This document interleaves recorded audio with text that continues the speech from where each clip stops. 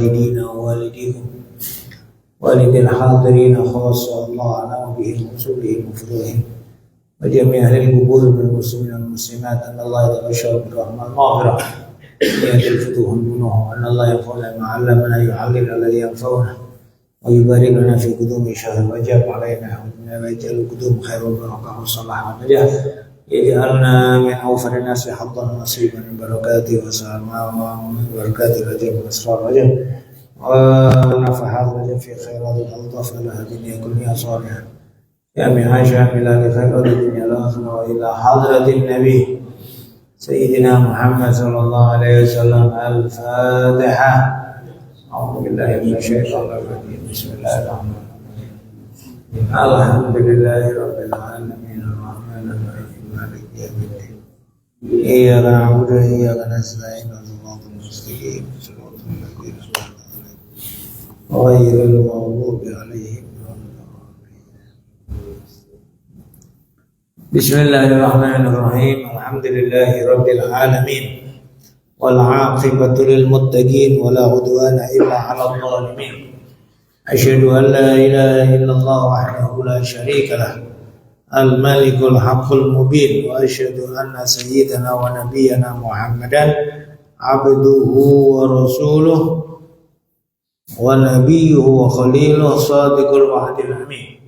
اللهم صل وسلم وبارك وكرم على سيدنا محمد وعلى آل سيدنا محمد صلاة عبد قل حيلته ورسول الله وسيلته وأنت لها يا إلهي ولكل كرب عظيم ففرج عنا ما نحن فيه بسر أسرار الرحمن الرحيم.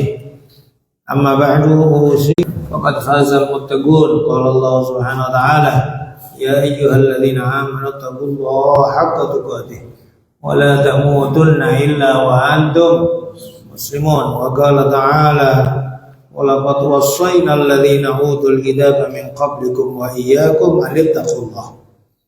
Alhamdulillah, ma'asyiral hadirin wal hadirat yang terhormat pengurus BKM Masjidil Rahman, para tokoh masyarakat semua yang hadir, saudara-saudara semua, ikhwanana, mudah-mudahan kita semuanya selalu berada di dalam area rahmat Allah Subhanahu wa taala, dalam area ridha Allah, dalam area lutuf kelembutan Allah. Mudah-mudahan keindahan-keindahan sifat Allah Subhanahu wa taala bisa setiap saat kita lihat dan kita rasakan di dalam kehidupan kita dunia akhirat. Amin ya rabbal alamin. Alhamdulillah atas semua anugerah dan nikmat yang telah diberikannya. Salawat dan salam mudah-mudahan sudah dihaturkan kepada baginda Nabi Muhammad sallallahu alaihi wasallam, keluarga, sahabat dan semua pengikutnya ila yaumil qiyamah.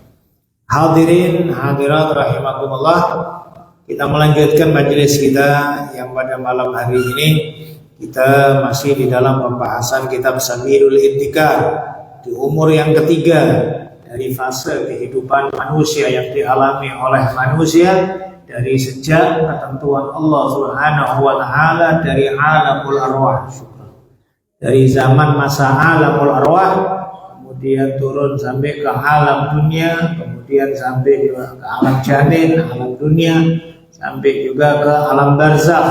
Allah berfirman wa min waraihim barzakhun ila yaumi yub'atsun. Wa min waraihim, di belakang mereka. Wara ini diartikan di belakang mereka atau di depan mereka ya. Sebetulnya di depan. Karena kalau di belakang berarti sudah dilewati. Maka di depan mereka. Wa min waraihim barzakhun, barzakh.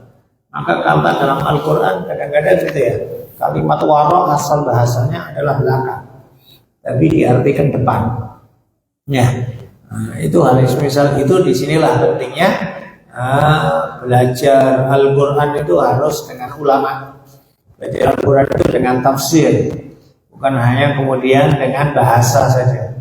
Sehingga seringkali kadang-kadang kalau hanya dengan bahasa saja dia salah paham di dalam mengartikan Al-Quran. Ya, Al-Quran itu samudera ilmu yang gak bertepi. Maka harus kita memahami akan rahasia-rahasia Al-Quran, khususnya dalam hal hukum.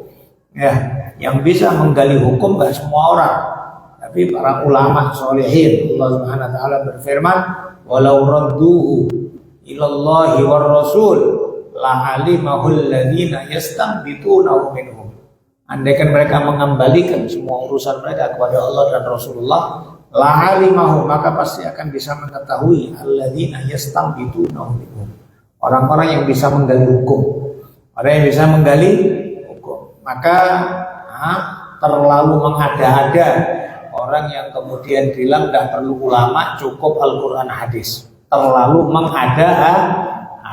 Gimana pula orang mohon maaf, tukang becak disuruh ngambil Quran hadis, ojol disuruh ngambil Quran hadis, orang jualan di pajak disuruh ngambil Quran dan hadis, banyak kacau semuanya. Maka ulama itu bikin enak, bikin nyaman, bikin simple, tinggal istilahnya disuapin, tinggal makan saja. Ada juga ungkapan para ulama, mereka mengatakan Al-Imamul Ghazali ghazala ulum syariah wal Imamun Sya'rani nasajah wal Imam Abdullah bin Al-Haddad hadaha qasaha. Yang artinya masa dulu Imam Ghazali itu menenun ilmu syariat. Yang menenun itu mulai dari dibuatkan kayu. Kemudian wal Imam Sya'rani nasajah. Imam Sya'rani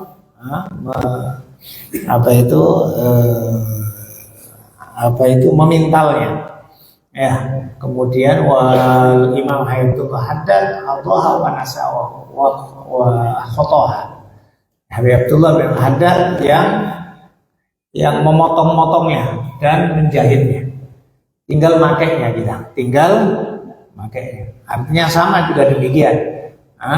Kalau kita bicara, gampangannya saja. Kalau disuruh nyari rukun sholat di dalam Al-Quran, nggak akan ketemu. Di mana rukun sholat takbiratul ihram, di mana rukun sholat baca Fatihah, gimana rukun sholat ruku, i'tidal, satu-satuan.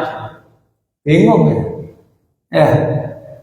Di hadis juga demikian, dengan berpencar ini dan itu semuanya dari berbagai macam riwayat hadis. Para ulama bikin simpel, rukun sholat ada 17, gitu ya, dengan menghitung tumaninahnya, atau 13 tanpa menghitung tumaninahnya. Enak. Hal-hal yang membatalkan wudu Anda cari satu-satuan, repot. Tapi kalau umpamanya digampangkan oleh para ulama, enak sudah ya. Yang membatalkan sholat ada 4. 1, keluarnya sesuatu dari salah satu 2 jalur tempat kotor, kan ya. Kemaluan. 2, sentuhan laki perempuan yang tidak muhrim, yang tanpa penghalang. 3, hilangnya akal dengan tidur, mabuk, ayat dan semisalnya. 4, bersentuhan dengan kemaluan dengan telapak tangan bagian dalam. Enak, disimpelkan. Tapi kemudian ada pula sebagian orang sok-sokan kemudian tidak perlu ulang.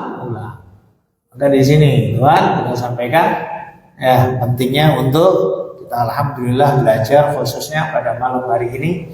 Saya tadi berpikir untuk libur. Macetnya juga Masya Allah. Tapi itu teringat juga kalau malam ini juga adalah insya Allah malam tanggal 1 bulan Rajab. Malam tanggal 1 bulan Rajab, di antara malam-malam agung, malam-malam mulia yang dimuliakan oleh Allah Subhanahu wa Ta'ala. Kalau disebutkan bahwa 5 malam Allah Subhanahu wa Ta'ala tidak menolak doa. Dalam riwayat yang lain bahwa khamsul layalin la yuraddu fihinna doa. 5 malam tidak ditolakkan doa. Wa kana Sayyiduna Ali yatafarragh lil ibadah fi khamsi layalin. Sayyidina Ali bin Abi Thalib mengisi waktu total untuk ibadah di malam hari. Dalam riwayat lain Allah Subhanahu wa Ta'ala bertajalli setiap malam fi thuluthil lailil akhir. di sepertiga malam terakhir setiap malam, kecuali di malam ini Allah bertajalli dari maghrib sampai subuh, artinya selalu menerima doa-doanya. 5 malam ini apa? 1 malam pertama bulan Rajab, ini malam insyaallah. Allah alam, ini dalam beberapa kalender besok 1 Rajab. Di kalender ada berapa kalender lain Senin. Kalau Darussafa berapa? Tengokin. Ada nambah Pak. Desember tanggal berapa sekarang? Sekarang tanggal 20 ya. Tanggal 20. Itu tanggal 1 atau di 30 Arabnya? Hah? Nambah? Nggak nambah? Berdiri. Repot kali berdiri. Masih bisa tanggal 1. Besok tanggal 1 Rajab. Besok tanggal 1 Rajab. Ya kan? Ada juga beberapa kalender yang mengatakan Senin tanggal 1 Rajab. Tapi walhasil berarti itu Jumadil Tsaniyah 29 atau 30? 29. Jadi apa itu? Ini tadi kita sampaikan, malam 1 Rajab adalah malam agung, malam mulia. Malam termulia dari semua Rajab adalah malam pertama. Malam 27 Rajab itu malam mulia khusus untuk Nabi. Tapi kemuliaan untuk seluruh manusia di tanggal malam 1 Rajab. Nah ini tadi 1 malam 1 Rajab disejajarkan oleh Nabi dengan 4 malam agung yang lain. Perhatikan 4 malam, 5 malam yang agung. 1 malam pertama bulan Rajab, 2 malam nisfu Sya'ban, 2 malam nisfu Sya'ban, 3 malam Lailatul Qadar. Malam Lailatul Qadar dirahasiakan ya kan. Kemudian yang keempat malam hari raya Idul Fitri. Kemudian yang kelima malam hari raya Idul Adha. Itu malam-malam agung yang maka malam ini malam istimewa. Tadi kepikir untuk libur, tapi kita berpikir sekali ngaji pahalanya lebih utama daripada 1000 rakaat sholat sunnah. Lebih utama daripada 1000 rakaat sholat sunnah. Di malam hari yang mulia 1000 rakaat sholat sunnah. Masya Allah. Mudah-mudahan diterima oleh Allah Subhanahu wa Ta'ala. Insya Allah menambah kedekatan kepada Allah Subhanahu wa Ta'ala dan menambah ketakwaan karena nilai takdim kepada syiar Allah Subhanahu wa Ta'ala. Takdim kepada malam yang agung, malam 1 bulan Rajab. Dan ini sering saya sampaikan di antara kekurangan di antara masyarakat. Tidak mengetahui malam-malam mulia, tidak mengetahui hari-hari mulia. Mereka tahunya tanggal Natal, tanggal hari merah, hari Waisak. Tahunya bahkan mungkin hari buruh tahu ya. Tapi hari-hari mulia di sisi Allah khususnya malam, malam. Kebanyakan hari mulia di sisi Allah malam, meskipun ada juga yang siang. Tapi memang kehidupannya memang istilahnya kalau malaikat malam, malaikat malam. Kalau kita manusia siang, ya kan? Kalau disebutkan hari raya malaikat itu nisfu Sya'ban malam nisfu Sya'ban dan malam Lailatul Qadar. Malam nisfu Sya'ban dan Lailatul Qadar. Kalau manusia hari rayanya Idul Fitri, Idul Adha.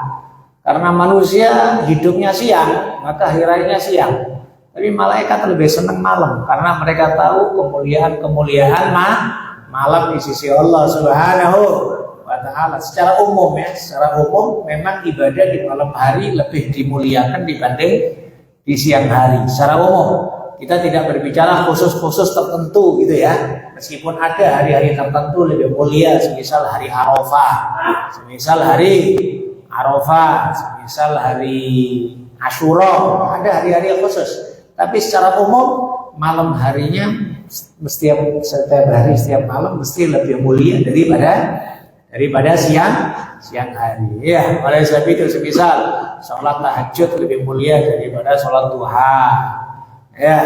Ibadah di malam hari lebih mulia daripada ibadah di siang siang hari. Ya, sholat isya, sholat subuh berjamaah lebih mulia dibandingkan dengan zuhur asar dan semisalnya kayak gitu. Ya, nah itu hukum secara umum. Hukum secara umum. Kita lanjutkan akan majelis kita. Yang akhir dari pembahasan kita adalah membahas akan seringnya baginda Nabi Muhammad Sallallahu Alaihi Wasallam meminta perlindungan dari azab kubur, dan sudah kita jelaskan pada waktu lalu akan doa-doa sebelum sebelum salam, dan juga nikmat kubur dan azab kubur kebanyakan lebih berhubungan dengan roh, bukan dengan jasad. Artinya jasad orang yang dikubur kebanyakan ya tetap sama. Artinya dengan hukum duniawi, itu ya, tidak nampak kemudian kosong, tidak nampak kemudian remuk semua. Ya semuanya sama, muslim, mukmin, kafir semua sama, sholat nggak sholat, tapi rohnya yang ngerasakan, ngerasakan. Ya, itu di alam barzakh, Ya, sampailah nanti ke hari kiamat. Setelah kejadian hari kiamat, hari kebangkitan, semuanya dibangkitkan, maka semuanya akan merasakan ruhan wa jasadan, roh dan jasad. Jasadnya akan dibalikkan oleh Allah Subhanahu wa ta'ala. Jasad mana? Jasad ini. Jasad yang kita pakai sekarang, inilah yang nanti yang mempertanggungjawabkan amalnya, dan semuanya akan dibekasi oleh Allah Subhanahu wa ta'ala balasan-balasannya. Ya, ada sekarang pemahaman orientalis yang mengatakan kita percaya akan kebangkitan, tapi Allah membangkitkan dengan tubuh baru, karena tubuh yang lama sudah entah kemana-mana. Kayak gini ya adiknya pemahaman orang kafir jahiliyah, kafir Quraisy dulu. Orang kafir Quraisy dulu nggak percaya dengan kebangkitan. Ya, awalam yarul insan anna khalaqnahu min nutfatin fa idza huwa khasimun mubin wa daraba lana mathalan wa nasiya khalqahu qala man yuhyil idhama wa hiya ramim qul yuhyiha alladhi anshaha awwala marrah wa bi khalqin alim. Ya, Allah menyatakan dalam akhir surat Yasin, tidakkah kau melihat seorang manusia yang dia diciptakan dari sperma, kemudian dia lupa akan penciptaannya, mendadak dia bantah-bantah akan hukum Allah. Dia datang sama Nabi Muhammad membawa tulang yang remuk, kemudian diremuk-remuk ke depannya Nabi. Muhammad, Tuhanmu sanggup memang ya untuk membalikan tulang remuk ini? Memangnya sanggup? Man ansyaha? Wa daraba al-mathalan qala may yuhyil idhama wa hiya ramim. Siapa yang menghidupkan tulang remuk ini? Qul, sabda firman-Nya Allah, katakan wahai Muhammad, yuhyiha alladhi anshaha awwala marrah. Akan menghidupkan tulang itu Allah yang menciptakan pertama kali. Maka pemahaman sebagian orang di akhir zaman, Allah mengembalikan jasad nanti di hari kiamat, tapi jasad baru itu ya lebih kurang dari adiknya pemahaman kafir Quraisy. Allah sanggup untuk mengembalikan semuanya meskipun sudah hancur semua entah di mana-mana.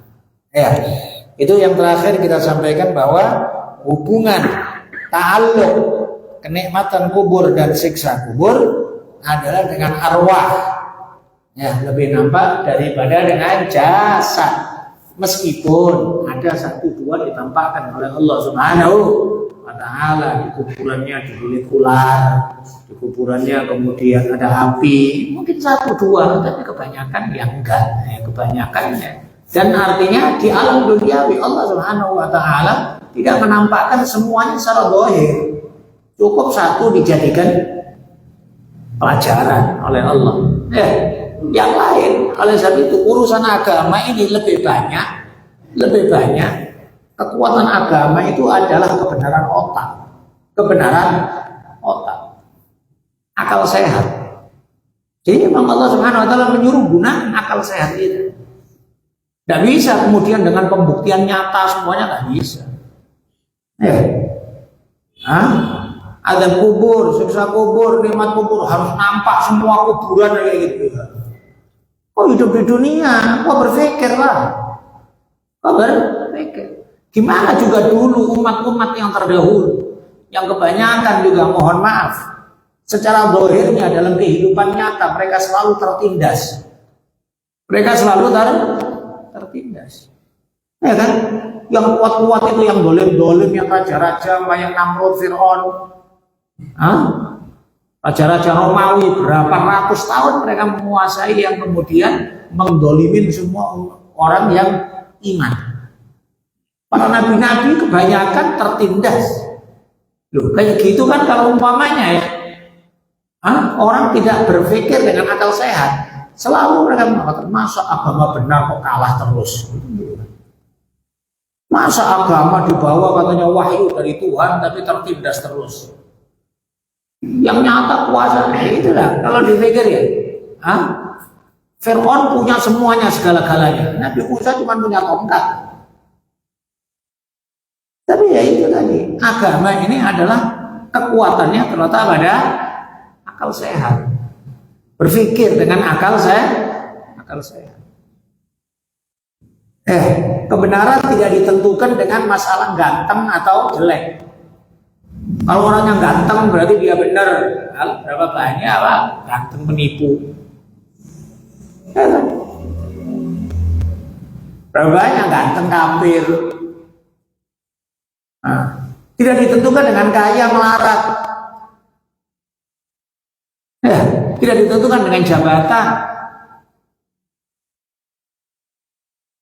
Kita sampaikan dari zaman nabi-nabi terdahulu sampai sekarang pun, yang menguasai dunia orang kafir, yang menguasai dunia orang kafir.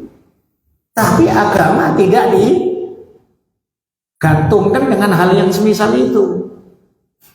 Agama itu dengan kekuatan akal sehat, kau berpikir, kau merenung, gitu ya. Kau merenung, gunakan akalnya untuk mencari kebenaran, kayak gitu. Bukan dari kekuatan, bukan dari apa segala macam, enggak. Sepanjang masa ya mungkin pernah sesekali gitu ya. Tapi kebanyakannya lebih sering batin lebih kuat, lebih sebagai ujian dari Allah Subhanahu wa ta'ala. Nah, di antara hikmah juga kenal Ashabul Kahfi ditidurkan sama Allah Subhanahu wa ta'ala. Ashabul Kahfi cuma berapa orang? 7 orang. Ya. Asalnya 6 orang, kemudian tambah 1 yang penggembala kambing. Ya. Bawa anjingnya ikut dah. Yang 6 orang ini selalu berpikir, kok selalu sih ya? Perkara hak ini ditindas. Teman-temannya yang Islam dengan sembunyi-sembunyi selalu disiksa. Sampai akhirnya dia pun juga melarikan diri dari raja yang dolim. Kemudian dia berpikir, ya Allah, gimana perkara hak bisa menang itu gimana sih? Dia pikirannya cuma itu, gimana perkara hak itu menang. Ya ditidurkan sama Allah Subhanahu wa ta'ala. Ditidurkan sama Allah, pikirnya tidur 1 hari, 1 malam, ya kan? Ternyata tidur 300 tahun, di luar sudah berubah semuanya. Zaman 300 tahun berubah semuanya, di luar semuanya. Ternyata di daerahnya semuanya orang Islam semuanya. Dalam tanda kutip misalnya zaman dulu masanya iman sama Nabi Isa. Karena masanya Ashabul Kahfi itu masa Sayyidina Isa. Nah, oleh sebab itu Ashabul Kahfi bukan Nabi. Ashabul Kahfi itu wali. Nah, oleh sebab itu cerita Ashabul Kahfi itu menunjukkan juga kebenaran karomat. Karena Ashabul Kahfi bukan Nabi. Ashabul Kahfi itu masa setelah Nabi Isa. Masa setelah Nabi Isa. Nah, Nabi Isa di hari kiamat pernah bilang sama Nabi Muhammad, ya Rasulullah, ana aulan nasbik, aku yang lebih berhak dekat duduk sama engkau. Laisa baini wa bainak nabi, antara aku dengan engkau gak ada nabi. Artinya dari Nabi Isa langsung ke Nabi Muhammad. Berarti ini nas hadis bahwa setelah Nabi Isa gak ada nabi kecuali Nabi Muhammad sallallahu alaihi wasallam. Berarti Ashabul Kahfi bukan nabi. Ashabul Kahfi bukan nabi. Nah kalau bukan nabi, keajaiban tidur 300 tahun, ya bukan nabi, bukan mukjizat lah. Namanya karomat. Disebut di dalam Al-Quran cerita karomat. Makanya tadi kita sampaikan, kekuatan agama ini terletak di akal sehat. Jangan kemudian alam kubur harus diketahui, harus dilihat, harus di sekitar kita saja Pak, banyak Pak, iya kan? Alam-alam lain itu Pak, banyak yang kita tidak ketahui. Iya, apalagi juga alam barzakh, alam kubur yang itu juga bagian kewajiban beriman kepadanya. Nah, kewajiban tauhid. Nah, kalau disebutkan wa mimma yanfa'ullahu bil mayyit fi qabri. Di antara hal yang Allah Subhanahu wa taala memberikan manfaat kepada orang mati di kuburannya. Wa yadfa bihi anhu, dan juga menolak keburukan-keburukan dalam kubur. Ini juga di antara rahmat Allah Subhanahu wa taala kepada umat ini. Di antara rahmat Allah kepada umat ini. Masih ada bentuk nilai-nilai kemanfaatan yang bisa diambil oleh si mayit. Apa itu? Ad-du'a wal istighfar wa tasadduq anhu. Doa untuk mayit, mengistighfarkan mayit dan bersedekah untuknya. Waqad waradat fi dzalika al-akhbar wal athar wal katsira wa ru'yat fi manamat shalihan min as-shalihin wal akhyar. Dan telah warid, artinya sangat banyak cerita-cerita dari hadis-hadis atau ucapan-ucapan sahabat yang sangat banyak akan hal tersebut. Artinya enggak 1-2 hadis yang menjelaskan akan fadilah mendoakan mayit, mengistighfarkan orang yang sudah mati, bersedekah untuk orang yang mati, beramal soleh untuk dihadiahkan kepada orang yang mati dan lain sebagainya. Ini enggak 1-2 hadis, enggak puluhan ratusan hadis. Maka beruntunglah Pak, bersyukur hidup di Medan, hidup di Deli Serdang, hidup di Sumatera Utara, hidup di Indonesia. Alhamdulillah. Jangan sok-sokan kau kepingin hidup di Eropa, hidup di Amerika. Siapa kau mati, siapa yang nahlilin kau? Ya nggak ada yang nahlilin kita ya. Bahkan hidup di Arab pun sekarang Arab nggak ada tahlil. Arab nggak ada tahlil. Orang Saudi mati, letakkan ditinggal. Ya kan? Kita alhamdulillah Pak. Ya. Bukan merendahkan kemudian terkhusus meninggal dunia di Makkah dan Madinah. Ada keistimewaan tersendiri. Tapi kita bersyukur kepada Allah. Ya, ulama-ulama kita ngajarin kepada kita tahlil 3 hari, 7 hari. Ya kan ya? Apalagi kalau anaknya ada yang hafid Quran. Ya, diajarin untuk sering-sering hari-hari bacakan 10 juz ke orang tua 3 hari khatam. Sedekah, wasiat untuk dilaksanakan. Anak-anak mayoritas alhamdulillah masih memahami. Kirim doa ke orang tua. Kirim sedekah ke orang tua. Ya kan ya? Ada rezeki baru, ada Masya Allah, alhamdulillah. Orang-orang Arab sana Pak, nggak ada kayak gini Pak. Nggak ada orang ziarah-ziarah kubur, nggak ada. Maka bersyukur kita atas ajaran ulama kita yang ahlus sunnah wal jamaah. Maka ini juga bagian dari mohon maaf meskipun kita di dunia ini kurang-kurang Pak. Di dunia ini kurang, ya kan ya? Sedekah kurang, sholat kurang, ya kan? Ngaji kurang, tapi alhamdulillah insya Allah diberikan oleh Allah Subhanahu wa taala dengan sebab-sebab yang semisal itu. Penyempurna di alam kubur, penyempurna di alam barzakh. Ya. Gal disebutkan fil hadis, dalam hadis, inna Sa'ad bin Ubadah pimpinan orang Ansor. Ya. Qala berkata li Rasulillah, inna ummi infalatat nafsaha, sesungguhnya ibuku mati mendadak. Lepas mendadak, mati mendadak. Walau takallamat la tasaddaqat, kalau bisa bicara dia sebelum mati dia akan sedekah ya Rasulullah. Apakah bermanfaat kalau aku bersedekah atas namanya? Faqala, Nabi bersabda, na'am. Fa hafara bi'ran wa qala hadhihi ummi Sa'ad. Kemudian ya dia tanya, ya Rasulullah, apa sedekah yang paling utama? Nabi bersabda, memberi minum, sakil nasi minum. Kemudian dia menggali sumur, dan kemudian setelah jadi dia umumkan ini sedekah untuk ibu Sa'ad ibunya dia. Ya, maka ini tadi kita sampaikan betul, memberi minum juga bagian dari sedekah yang utama. Semua orang perlu minum, Pak. Enggak semua orang perlu makan. Ya makan juga perlu, ya kan ya. Nah, tapi lebih perlu minum. Maka ini tadi pentingnya untuk ngasih minum. Ya. Nah, di antara sedekah yang paling afdal memberi minum. Maka perhatikan tentang urusan minum dan lain. Alhamdulillah sekarang minum pun juga melimpah sekarang di antara kita.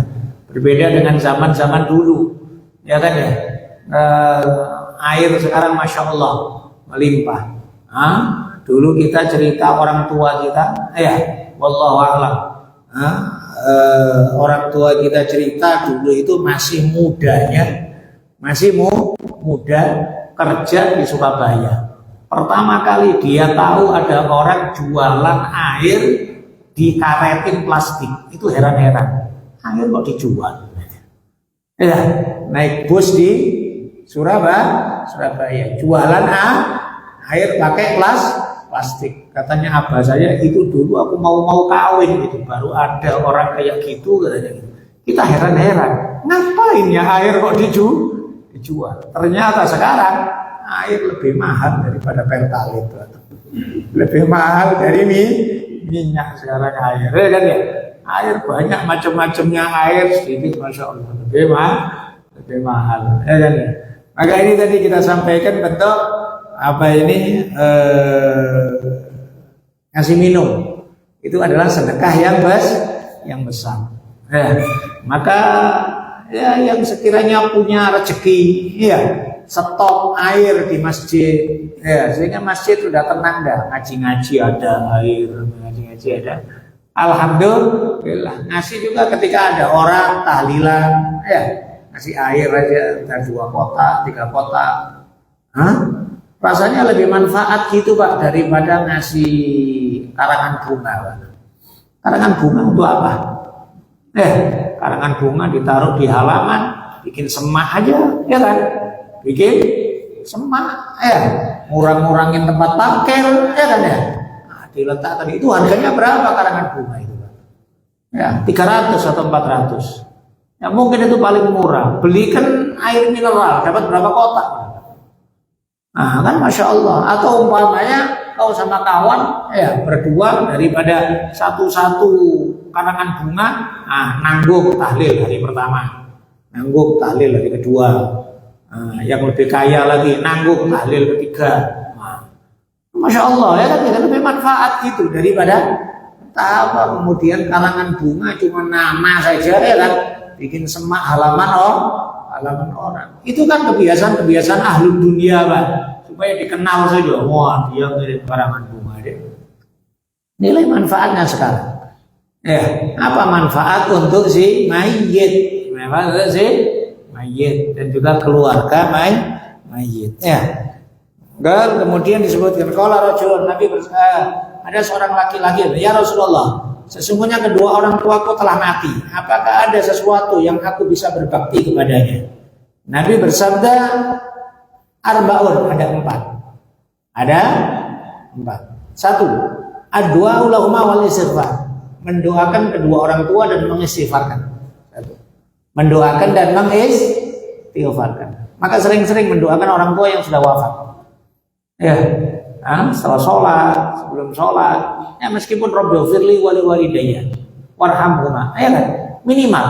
Jangan lupakan itu untuk mendoakan orang tua. Istilahnya jasa orang tua. Dan kita pun juga mengambil keberkahan dari ridho orang tua di barzakh. Ambil ridho orang tua di istighfar, ya. Nah, maka sebab itu minimal ulama-ulama kita mengajarin kalau setelah azan baca Rabbighfirli wa liwalidayya 5 kali. Setelah azan itu ya Allahumma rabb hadhihi da'wati wa salatil qa'imah dan seterusnya. Setelah selesai itu kemudian Rabbighfirli wa liwalidayya 5 kali, warhamhuma kama rabbayani shaghira. Doa orang tua. Setelah sholat akan ada membacakan doa untuk orang tua. Ya, itu adalah bagian dari bakti sama orang tua. Kemudian yang ketiga, kedua, wa infadu ahdihima, dan menunaikan janji-janjinya. Kalau ada orang tua ada janji, orang tua ada wasiat, orang tua ada keinginan waktu hidup, tunaikan Pak. Itu juga bagian dari bakti sama orang tua. Ya, memang secara hukum fikih, tidak semua keinginan orang tua diturutin. Yang menjadi hukum fikih yang harus diturutin hanya wasiat. Wasiat itu ketentuannya kalau untuk orang lain nggak boleh lebih dari 1/3 harta, tidak boleh dari 1/3 harta warisan. Ya, kalau untuk orang luar. Ya, kalau untuk keluarga sendiri yang ahli waris, meskipun nggak sampai 1/3 harta waris, tetap diminta persetujuan dari yang lain. Jadi istilahnya umpamanya bapak saya meninggalkan duit umpamanya 300 juta umpama. Kalau umpamanya ada wasiat bapak saya kepada orang lain yang senilai lebih dari 100 juta, maka yang 100 juta ini harus ditunaikan. Selebihnya nunggu persetujuan dari ahli waris yang lain. Ya, umpamanya bapak bilang kasihkan 150 juta ke pondok itu. Nggak harus ditunaikan yang 50 juta, yang 100 juta harus dilaksanakan. Kalau yang sepertiga lebih dari 1/3 nunggu apa? Nunggu persetujuan dari semua ahli waris. Ini kalau untuk orang luar ahli waris. Tapi kalau untuk sama ahli warisnya, bapak umpamanya sayang kali sama satu anak, umpama. Kemudian bapak ini ngomong, itu kasihkan ya sama kakakmu itu ya. Meskipun cuma 30 juta, meskipun cuma 10 juta, duitnya 300 juta semuanya, kasih cuma 10 juta, tetap 10 juta ini harus nunggu persetujuan dari ahli waris yang lain. Kenapa? Karena kakak ini dapat warisan juga. Sudah ketentuan dari Allah dapat warisan. Ngapain pula ditambah wasiat gitu loh. Ini kalau sesama keluarga. Tadi saya sampaikan yang punya kekuatan hukum hanya wasiat. Tapi kalau janji-janji orang tua, keinginan-keinginan orang tua itu nggak ada kekuatan hukum. Tidak ada kekuatan hukum. Jadi umpamanya ada orang datang sama kita, dulu bapakmu itu ngomong sama aku, katanya. Aku kepingin kalau aku mati keretaku kok ambil aja lah. Terus tanya, itu wasiat apa cuma kepingin Pak? Cuman kepingin aja, ya bukan wasiat. Bukan wasiat berarti nggak ada kekuatan hukum. Ada satu lagi datang, bapakmu dulu pernah bilang janji sama awak kalau proyeknya berhasil dia mau belikan aku rumah. Ada wasiat Pak? Ada bentuk tulisan wasiat? Atau umpamanya ucapan aku wasiatkan, atau umpamanya aku hibahkan, atau aku nadarkan, nggak ada, cuma janji nggak ada kekuatan hukum. Janji tidak ada kekuatan. Ya, janji itu urusan etika. Kalau ditunaikan itu sifat orang mukmin, nggak ditunaikan sifat munafik. Idza wa'ada akhlafa, 3 sifat orang munafik. Kalau janji diabaikan atau diingkari. Ya, itu sifat munafik, tapi itu adalah akhlak, etika. Di dalam hukum Islam yang punya kekuatan hukum itu adalah kalau wasiat, kalau berhubungan dengan mati. Kalau belum berhubungan dengan mati namanya nazar. Namanya nazar. Nazar diberikan kepada ini, nazar diberikan kepada Allah. Maka itu ada kekuatan hukum. Tapi kalau janji-janji saja, ya orang kemudian ngomong nanti kalau udah berhasil proyekku kau kasih lah gini. Alah orang ngomong aja kok kayak gitu ya. Nggak serius orang ngomong ya. Kalau mau serius ya ada hitam di atas putih, suruh nazar. Nazar itu ada kekuatan hukum dengan Allah, hitam di atas putih itu adalah kekuatan hukum dengan manusia. Nah ini tadi kita sampaikan tentu apa? Wa infadu ahdihima, menunaikan janji-janji orang tua. Ya, yang memiliki kekuatan hukum fikih adalah wasiat. Yang lainnya tidak memiliki hukum, tapi sebagai bentuk bakti kita sama orang tua kita tunaikan. Ya, tapi pastinya ya ekstra hati-hati, Pak. Sekarang itu banyak orang itu nipu-nipu, hati-hati. Ya, nampak ada bendera kuning, ya bendera kuning ya, atau bendera merah, hijau. Bendera hijau ya, datang orang entah dari mana ngomong, aku dulu ini kawan dari bapakmu. Nah, bapakmu punya utang sama aku, padahal bohong. Banyak ada model-model yang kayak gini, Pak. Hati-hati, Pak. Maka oleh sebab itu penting, Pak. Yang punya utang itu kau catat, gitu ya. Kau catat. Itu penting. Ada buku khusus ngomong sama istri, ngomong sama anak. Ini buku catatan utangku, gitu ya. Nah, sehingga tahu yang sudah dicoret. Ini tahu akhirnya, oh ini punya utang ini. Karena sekarang oleh banyak orang, meskipun cuma mohon maaf, utangnya dia nyebutnya nggak banyak. Bapakmu itu kawan sama aku dulu, gitu. Kira-kira sebulan setengah yang lalu hutang sama aku. Minta maaf ya, pakai pula bahasa sebetulnya nggak pantas ya, belum tahlil ketiga. Tapi kan untuk juga menyelamatkan bapak juga di alam barzakh, di alam kubur. Ya, ujung-ujungnya minta 3 juta, 4 juta. Ya, orang memang ya mungkin berpikir ya kasihanlah bapak, cuma 3 juta yuk tetean, kakak, adik, abang, yuk. Nah, tapi habis itu entah mana orang. Ya kan? Banyak sekarang penipuan kayak gitu. Ekstra hati-hati, gitu ya. Nah, orang sekarang sudah nggak ada takutnya sama Allah Subhanahu wa Ta'ala. Ya, jangankan urusan utang duit. Ya, surat tanah aja bisa dipalsu, Pak. Surat tanah, kita tahu-tahu kok punya SHM. Ternyata ada orang yang punya SHM lain, dia, Pak. Ya kan, zaman sekarang, Pak. Na'udzubillah min dzalik. Ya, maka oleh sebab itu ekstra hati-hati dalam hal urusan yang kayak gini. Ya. Kemudian yang kedua adalah wabirri asdiqaihima. Wabirru asdiqaihima dan juga apa itu berbakti dengan kawan-kawannya orang tua.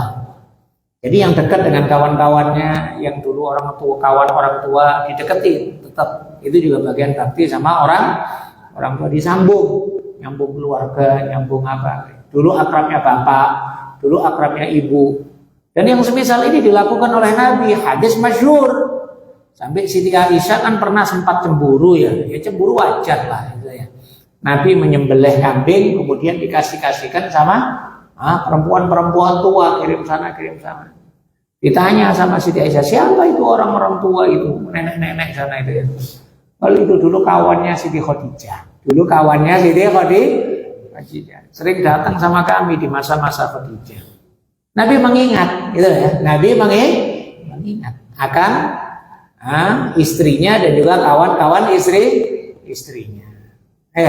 Maka ini diantara bakti yang luar biasa. Dalam hadis Nabi min abaril bir ayyabir rajul ahla wuddi abi. Di antara bakti yang paling kuat adalah, yang paling bakti adalah dia memperbaiki orang-orang yang dulu dicintai bapaknya. Nah, dan sering saya sampaikan di antara kekurangan kita, Pak, kita akrab tapi anaknya kita nggak akrab. Nah, pernah saya ceritakan, saya dulu sangat akrab sama satu orang bapak-bapak Pak Haji. Makan siang bareng di warung pun sering. Dia pun kalau umpamanya ada rezeki kadang-kadang ngasih sama kita orang lauk-lauk makan siang. Akrab kali lah pokoknya. Banyak urusan kita sama dia. Tapi anaknya nggak dikenalin. Akhirnya ya kita kenal sama ibunya saja. Akhirnya sampai pun setengah tahun saya teringat saya ke situ. Kok nggak pernah datang lah, entah mungkin si ibu ini atau anaknya ke kita atau ikut ngaji di masjid yang samping rumahnya, dekat rumahnya kan gitu kan. Nggak nyambung. Akhirnya waktu itu kita ngaji ada kesempatan saya datangin. Keluar anaknya nggak kenal, dia cuma bilang, nyari siapa Om? Om pula malah ya, jadi kawan bapak mau akrab mau gitu. Mana ibu? Gitu. Ibu sakit Om. Gitu. Nah, Om siapa? Gitu. Oh Allah ini. Ya kan, jadi istilahnya padahal anak besarnya nggak akrab lagi. Ya memang mungkin setengah tahun nggak jumpa atau mungkin apa gitu ya. Nah, bapaknya cuman seringnya ketemu di masjid. Maka di sini di antara bentuk supaya nyambung terus, nyambung. Terus. Kemudian yang ketiga adalah keempat ya. Wasilatur rahim allati la tusal illa biwasitatihima, dan menyambung sanak yang dahulu juga disambung sama orang tua, jalur orang tua ya, sanak-sanak famili. Nah, sekarang ini juga termasuk kekurangan kita Pak, sama famili ini kurang kita orang, ya kan? Ya, saya dulu pernah saya sampaikan, saya pernah teringat diajak sama nenek ke Malang. Dari rumah kita ke Malang itu jauh Pak. Lebih kurang mungkin perjalanan dulu 3 jam naik bus. Itu setelah ketemu segala macam itu saya dikenalin, ternyata dia bilang nenek itu ngomong, kakek bilang. Dia bilang, ini dulu kakeknya dia itu sepupunya kakekmu ini. Kakek dia sepupunya kakekmu. Berarti kalau saya pikir sepupunya kakek berarti sudah di atas saudara-saudara namanya sepupu. Sepupu itu berarti bapaknya dia saudara kita. Bapaknya dia bapak kita itu sepupu. Terus kalau kakeknya dia bersaudara dengan kakek kita namanya dua pupu ya. Kemudian kalau buyutnya dia saudara dengan buyutnya kita 3 pupu. Berarti kalau kemudian kakeknya kakek setelah buyut apa? Cangga. Entah apalah namanya ya kan ya, enggak tahu itu. Itu berarti 4 pupu. Apa ya? Dulu kakek kita ini mengenalkan kepada kita 4 pupu sampai kita dikenalkan. Sekarang kita Pak, mohon maaf, anak kita sama sepupu aja kadang udah tidak kenal. Sama sepupu aja sudah ada, anak kita udah nggak kenal. Maka disinilah kurangnya, padahal silaturahim itu diantara kewajiban. Diantara kewajiban. Sebagian ulama menyebut minimal 7 jalur. 7 jalur itu kan berarti Pak 7 pupu berarti Pak. 7 pupu ya sudah, jujur aja minta ampun sama Allah, udah gitu aja ya kan. Kalau sampai 7 pupu udah jujur aja minta ampun sama Allah kita orang. Kita 2 pupu aja udah kacau udah Pak. Sampai 7 pupu. Oleh sebab itu di sinilah Nabi juga bersabda, ta'allamu min ansabikum ma tasiluna bihi arhamakum. Sabdanya Nabi, kalian pelajari nasab kalian supaya kalian bisa nyambung famili kalian. Dan jujur Pak, mohon maaf, satu-satunya atau mungkin 2 kali ya suku yang perhatian sama famili itu cuman Arab sama Batak Pak, jujur. Arab sama Batak, hanya itu saja. Kalau Jawa sih mana ada, nggak ada. Ya kan, cuman Batak alhamdulillah masih nyambung, masih disambung-sambung.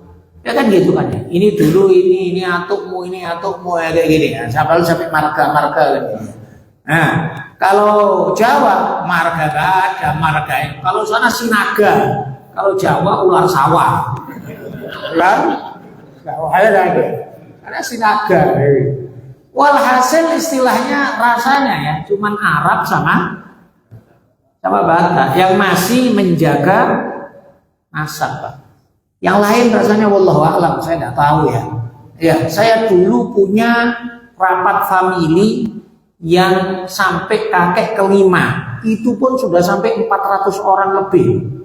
Kakek kelima di Jawa itu. Sekarang udah bubar, udah bubar. Iya. Baru kakek kelima ini sudah 400 orang lebih. Sekarang kita orang rasanya mau nyambung, mau nanya, mohon maaf. Anda kalau ditanya nama buyut Anda atau canda Anda tidak tahu. Banyak kan orang tidak tahu. Ya, namanya Mbah aja tidak tahu kadang-kadang.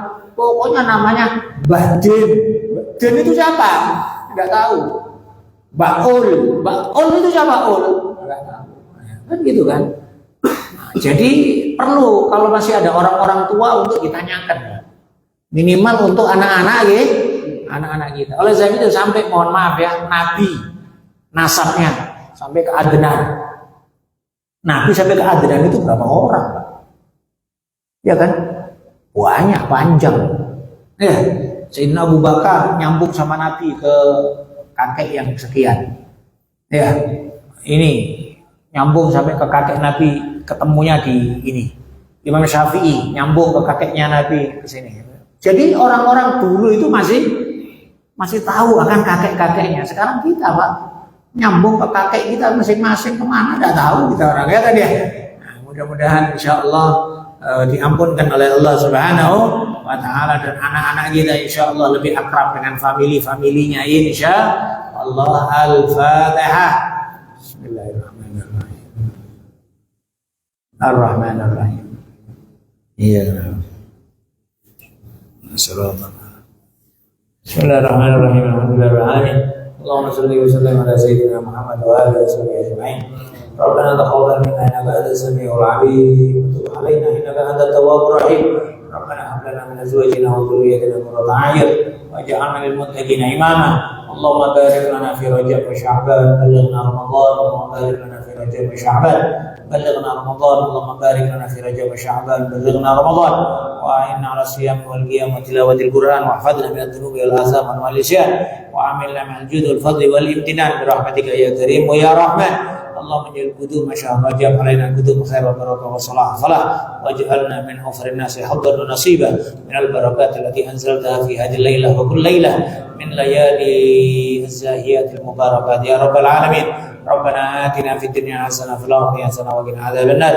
صلى الله وسلم على سيدنا محمد وآله وسلم والحمد لله رب العالمين. العفو منكم. السلام عليكم ورحمة الله وبركاته.